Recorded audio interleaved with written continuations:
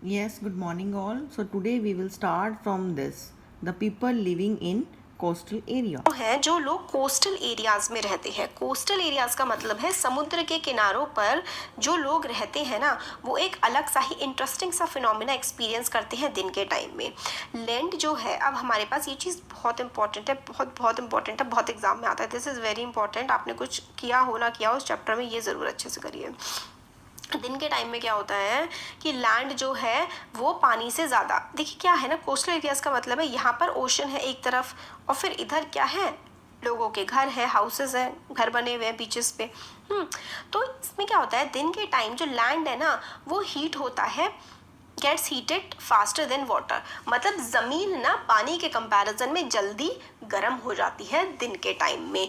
और अब कोई चीज़ गर्म हो गई, आपने अभी हमने देखा था कि कोई चीज़ जब गर्म हो जाती है, स्पेशली हीट हो या वाटर हो, अगर वो गर्म हो जाता है तो वो ऊपर की तरफ उठना शुरू कर देता है। तो जो लैंड है वो गर्म हो गया, तो जो हवा थी उस पर the air over the land becomes hotter and rise up.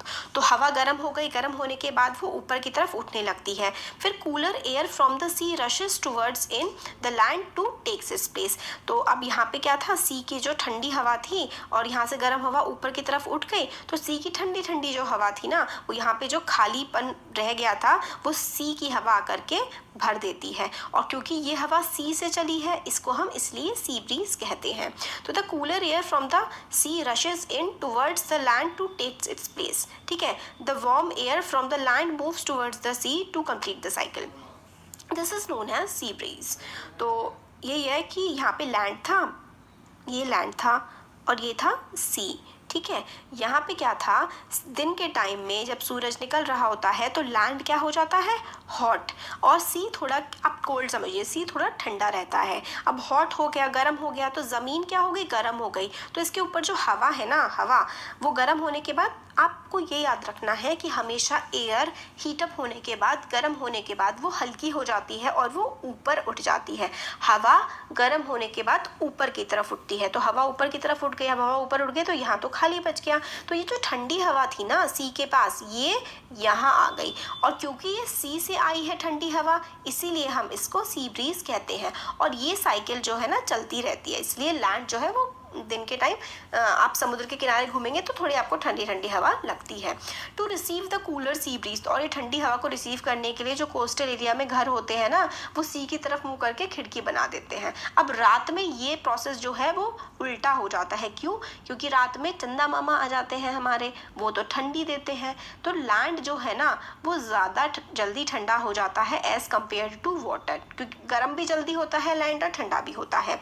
तो अब वाटर ज़्यादा गर्म है तो इसमें क्या होगा, हवा ऊपर की तरफ चढ़ेगी, फिर गर्म हवा ऊपर उठती है, फिर लैंड की जो ठंडी ठंडी हवा है वो यहाँ पर पहुँच जाएगी। अब क्योंकि लैंड से वाटर की तरफ हवा बह रही है, इसको हम लोग लैंड ब्रीज कहते हैं, क्योंकि लैंड से लैंड ठंडा हो गया, यहाँ पे हवा ऊपर नहीं उठ रही है बट वाटर गर्म है, इसकी हवा ऊपर उठेगी और एक खाली सी जगह बन जाएगी। तो लैंड ब्रीज होती है movement of wind from land to water. ठीक है, लैंड से वाटर, लैंड से जो है वाटर की तरफ जो एयर का मूवमेंट होता है उसको हम लोग लैंड ब्रीज कहते हैं। लैंड ब्रीज क्यों? क्योंकि लैंड से वाटर की या फिर ओशन की तरफ जा रही है ब्रीज या फिर हवा, उसको हम लोग लैंड ब्रीज कहते हैं। फिर वही है कि जब हम लोग बाहर की तरफ निकलते हैं सन में तो हम लोग को गर्मी लगती है। Why does heat from sun reaches, how. अब देखिए हम लोग जब बाहर निकलते हैं, ये भी बहुत इंपॉर्टेंट है। अब हम लोग इसमें रेडिएशन भी एक प्रोसेस होता है, इसका कॉन्सेप्ट समझेंगे। अब हम लोगों को इससे पहले पता लगा कि कंडक्शन हो गया, चाहे कंडक्शन हो चाहे कन्वेक्शन हो, कंडक्शन हो कन्वेक्शन हो, दे रिक्वायर अ मीडियम।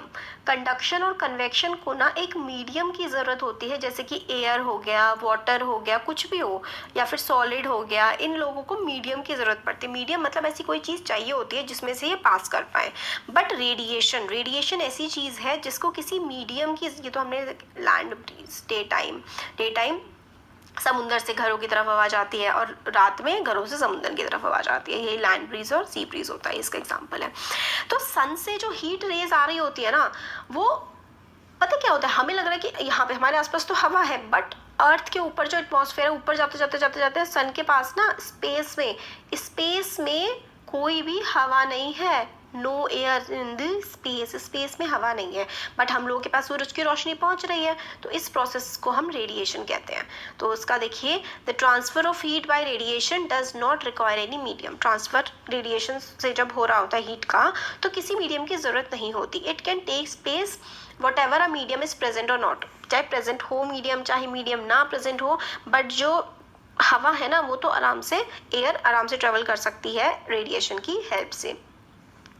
तो इसी यही बहुत सारे प्रोसेस हैं। जब हम लोग हीटर के सामने बैठे होते हैं तो हम लोग को हीट आ रही होती है, और गर्म यूटेंसिल जो है kept away from flame cools down, मतलब जो अगर बर्तन है वो हम लोग गैस से हटा देते हैं तो वो ठंडा हो जाता है। कैसे ठंडा होता है? वो जो अपनी जो हीट होती है ना, बर्तन की जो हीट होती है वो एटमॉस्फेयर में ट्रांसफ़र कर देता है, ठीक है। बर्तन के अंदर जो खुद की हीट है ना वो एटमॉस्फेयर में ट्रांसफ़र कर देता है, और ये प्रोसेस क्या होता है? It is an example of radiation. Radiation के प्रोसेस से ही बर्तन अपनी हीट को हवा में अपने आसपास ट्रांसफ़र कर देता है।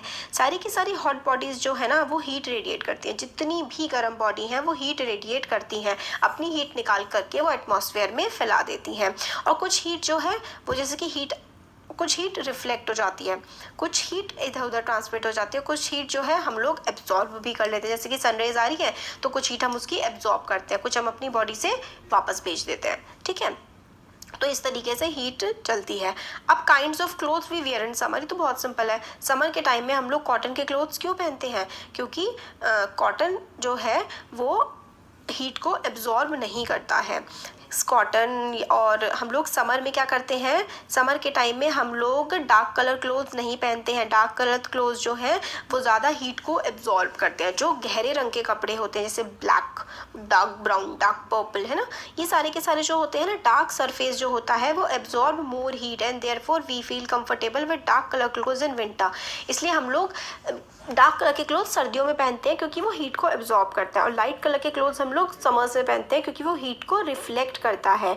Light coloured clothes reflect most. Reflect का मतलब होता है आपके पास हीट आई और आपने वापस भेज दी, रिफ्लेक्ट का ये मतलब होता है। डार्क कलर क्लोथ्स जो है वो एब्जॉर्ब कर लेते हैं, हीट आई अपने पास ही रख लेंगे, बट लाइट कलर के क्लोथ्स वापस भेज देंगे, रिफ्लेक्ट कर देंगे। इसलिए गर्मियों में हम लोग लाइट कलर के क्लोथ्स पहनते हैं ताकि हीट को हम एब्जॉर्ब ना करें। वूलन क्लोथ्स जो है ना वो हम लोगों को वार्म रखते हैं, क्योंकि वूल जो है ना वो अपने अंदर हीट को ट्रैप कर लेता है। मतलब हीट, एयर आई, ठीक है, वो वूल्स के बीच में गर्म हो गई और उसने खुद को इसके अंदर ही रख लिया, वापस नहीं भेजा। तो this air prevents the flow of heat from our body to the cold surroundings.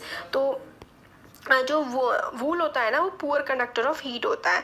Air जो कि फूल के फाइबर्स के बीच में ट्रैप हो जाती है ना, वो हम लोगों को क्या करती है? अंदर ही रखती है। मतलब हमारी बॉडी की हीट जो है वो सराउंडिंग में नहीं जाती। इसकी वजह से हम लोग क्या करते हैं? इसीलिए हम लोग काफ़ी मोटी लेयर्स के ब्लैंकेट यूज़ करते हैं। हम लोग 2 पतले पतले ब्लैंकेट यूज़ करेंगे तो हमारी बॉडी से एयर यहाँ जाएगी, फिर यहाँ फंसेगी, फिर यहाँ जाएगी, है ना। तो इसकी वजह से हम लोग को ठंड लगेगी। बट अगर एक मोटा सा एक ब्लैंकेट होगा ना तो एयर बीच में फंसी रह जाएगी, और मतलब हमारी बॉडी की हीट बाहर ट्रैवल नहीं करेगी, तो हम लोगों को गर्म फील होगा। ये चैप्टर हमारा